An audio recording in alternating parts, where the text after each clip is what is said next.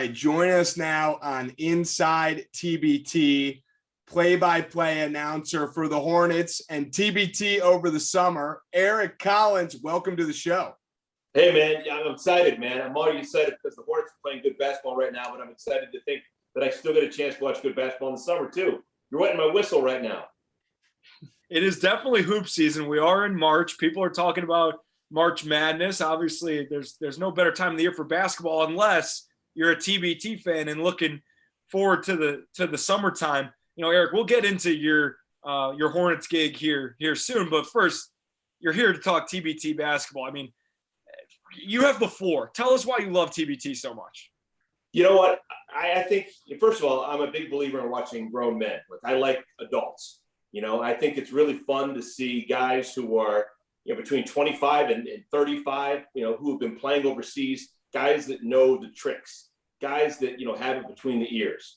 You know, I love watching guys play the game the right way. And I think the TBT does that. You know, guys play in Europe and they're doing all these different things, or they're playing with buddies that they've known for 25 years. And there's just a synergy that I just like watching. It's good basketball. And then, of course, obviously, the knee jerk that everyone says, the Elam Ending. To me, it changes the way you watch a game because a lot of great players play the game, but only a select few can make a shot when it counts for something.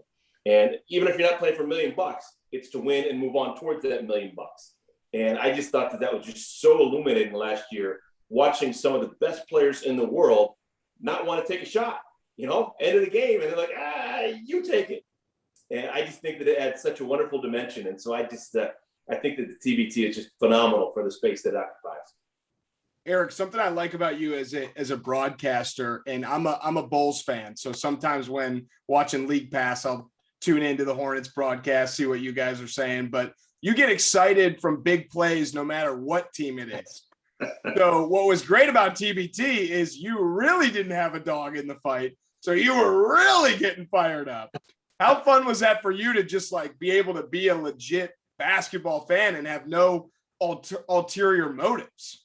You know what? I had a lot of pent up rage because I did 5 years with the Los Angeles Dodgers, and all I did was the road games. So there's no such thing as a walk-off win when you're the road team. So I did 5 years with LA, and not once did I call like an exciting game ender. And then I was with the Hornets. So in that first couple of years, we were historically bad in games decided by 3 points or less. Like, we just generally didn't win.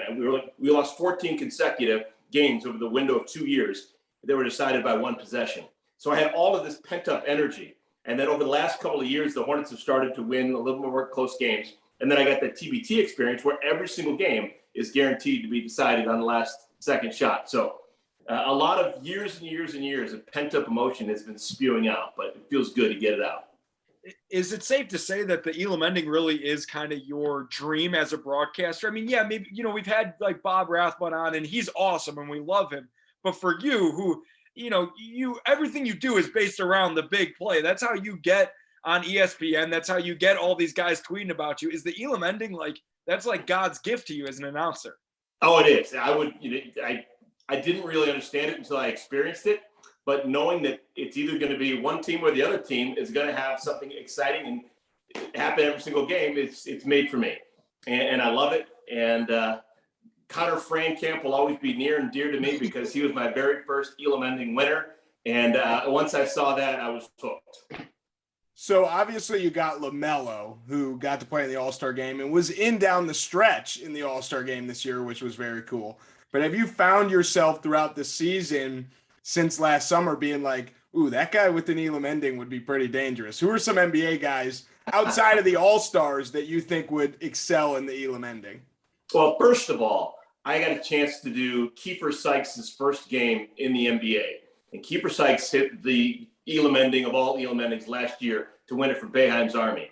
And I've always had a little bit of a soft spot in my heart for the kid because he's not a kid anymore. He's a grown man playing big-time basketball. But Kiefer is a Chicago kid who I've been following for many years. I totally know all about his story.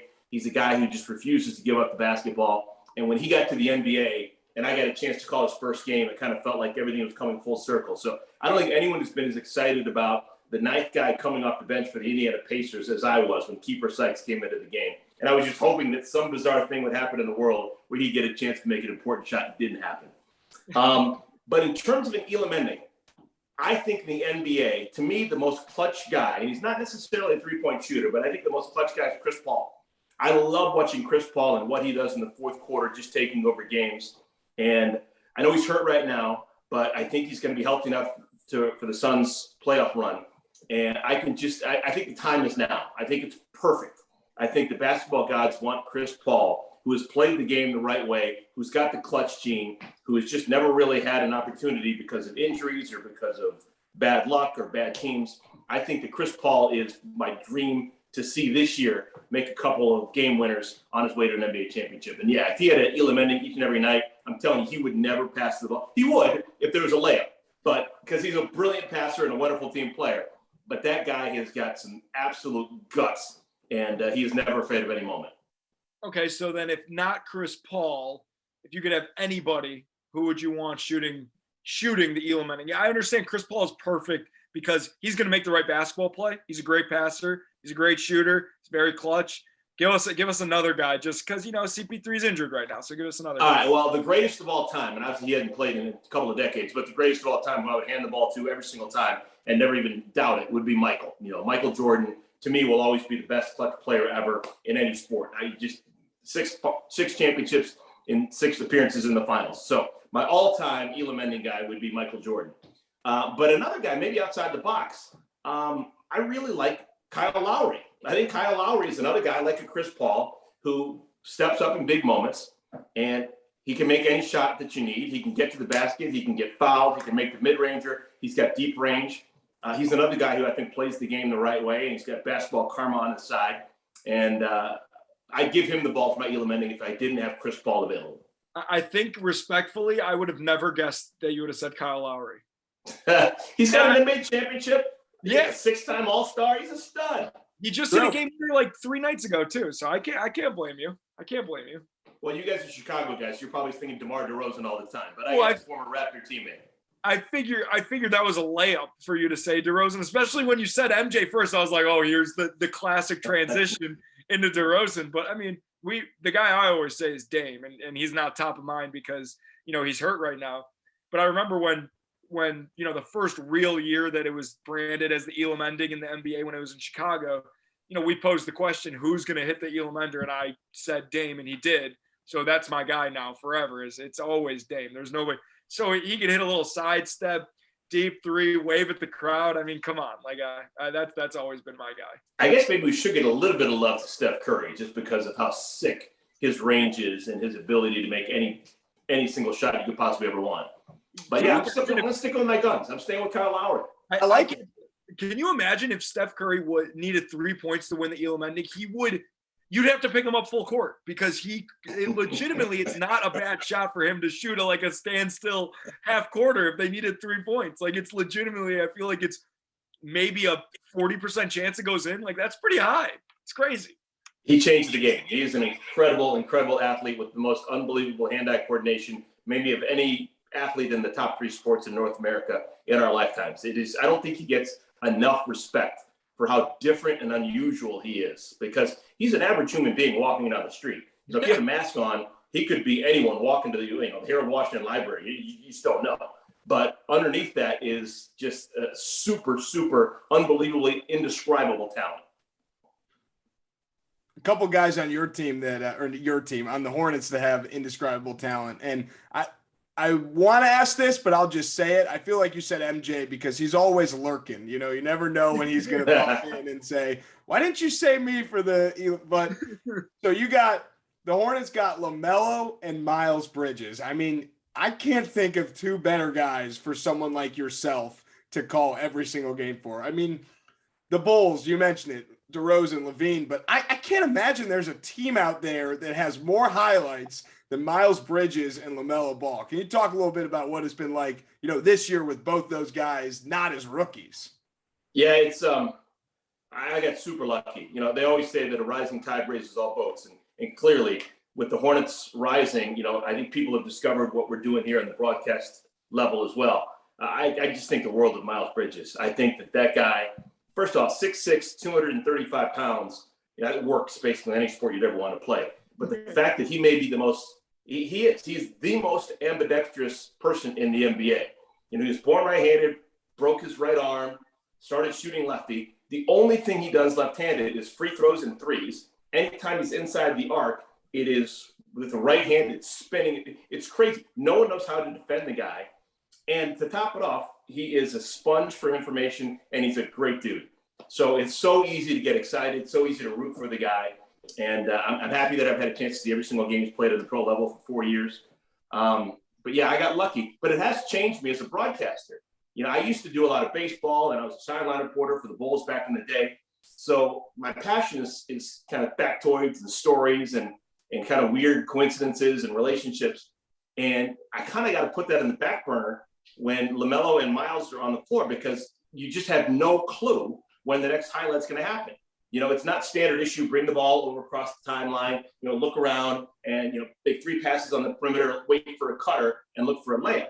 It is the minute the ball's in bounds, LaMelo's looking to throw a 3/4 court pass, or he's going to bounce it, to Miles Bridges, who's going to catch it off the bounce with an alley-oop. So it has changed me as a broadcaster, because you have to strictly be aware of your play-by-play, because anytime you veer off, they're going to have some funky play that you're going to have missed. So let me ask a follow-up question kind of to that.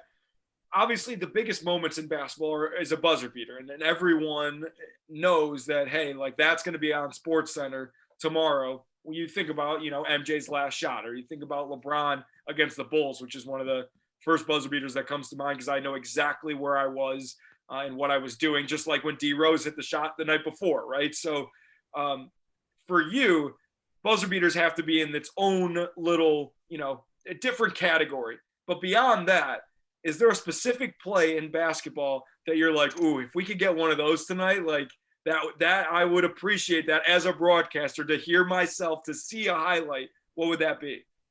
Wow, that's a good call. Alley-oops are kind of my thing. I can kind of sense a good alley-oop. That's kind of important for a play-by-play guy. You kind of got to see what's going to happen as it's happening, or maybe a little bit before. So the alley-oop is kind of like my go-to. I love kind of trick plays, like faking one-way backdoor cut, just a Princeton offense, like precision basketball. To me, that is something that needs to be kind of celebrated. I love cool ball handling. We've got a guy in Terry Rozier who he's not known as being like the world's greatest point guard per se. He's not like your standard issue nuts and bolts, set someone up, John Stockton with a bounce pass, cutting to the basket. He is just make his own shot with his crazy dribbling ability. He's doing some funky sham God moves all the time, and he's adding to it. And to me, that kind of gets me rolling as well. So I don't know if there's any one particular thing besides the alley-oop, but I love the smaller things. I'll celebrate anything, but I like to celebrate the small things that sometimes people don't pay attention to. So a few years ago, I'm sure you were on the call for the game when the Bulls were down what felt like 30 with 30 seconds left.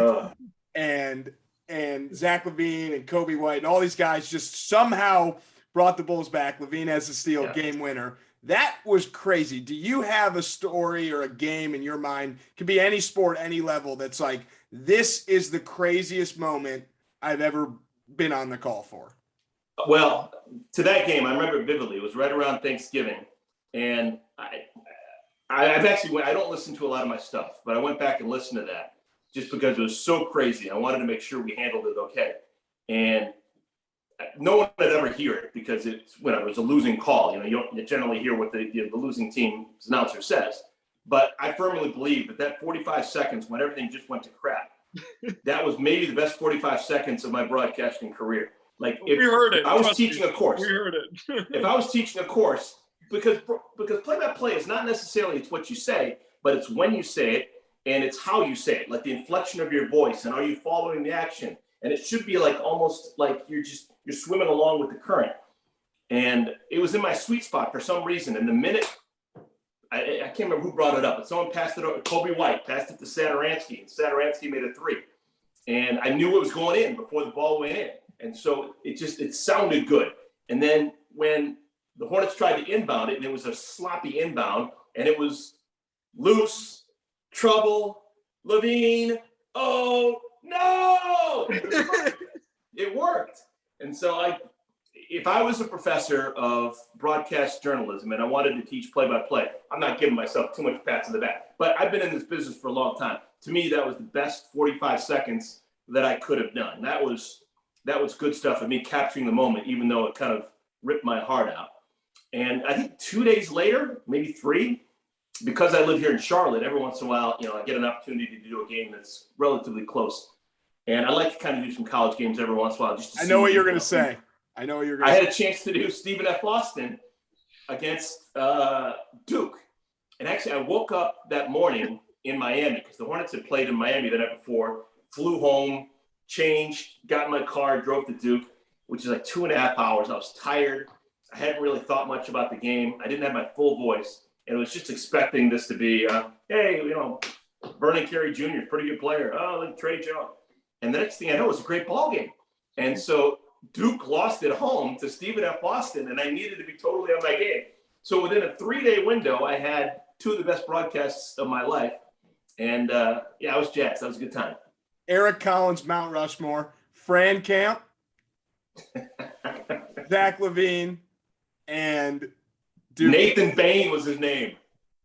And Nathan Bain for Stephen F. Austin, my guy. So to this day, whenever the Hornets are playing against the Memphis Grizzlies, if Desmond Bain does anything, just a little subliminally, I will say, Bain!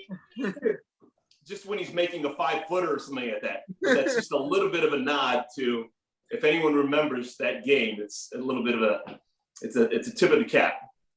I just love that you're so spot on about how no one really listens to or remembers the losing team's call, right? Unless you're so obsessed with the moment that you're just all over social media looking for every single clip and like you want to like bask in the opposing team's like failure, basically, right? And as Bulls fans, I remember being like, this is one of the highlights of our season.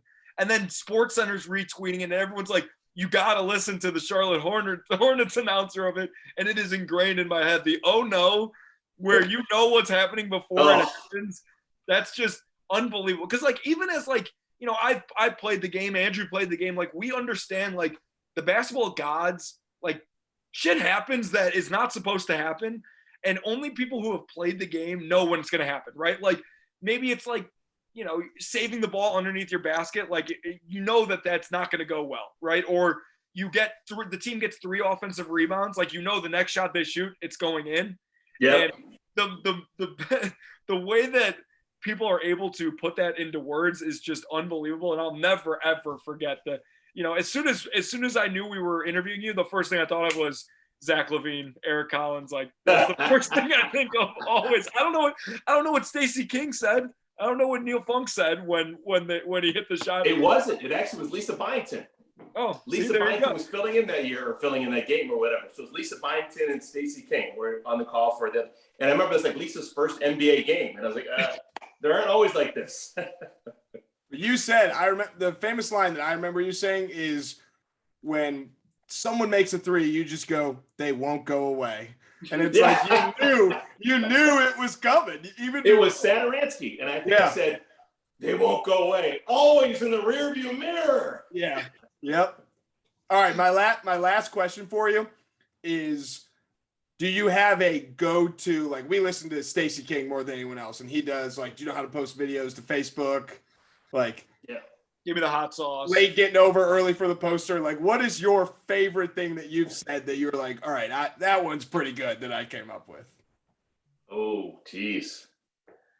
I don't know. I've what I've evolved over the years is, people down here in Charlotte know me because I haven't done it a lot, but in big moments over the years, I've said hum diddly dee. That's kind of like my thing nowadays, but I haven't done it a lot this year. It never pops into my head. But what we do a lot, just because I find it interesting, and I play basketball.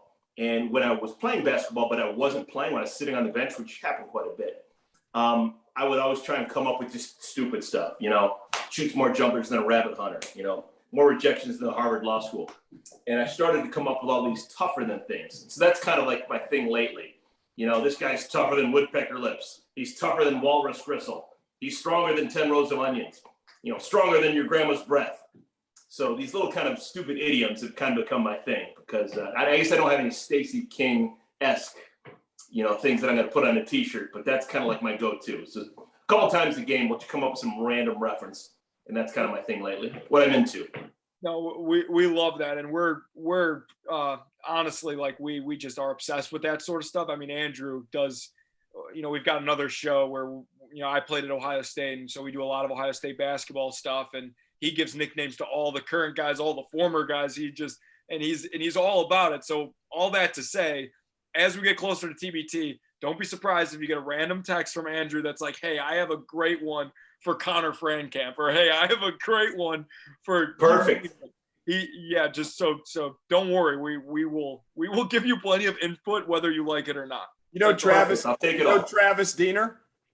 Oh my God, I did a whole bunch of his games when he was at Marquette. Sure. Of course. I call him TD Ameritrade because I got stock in that guy.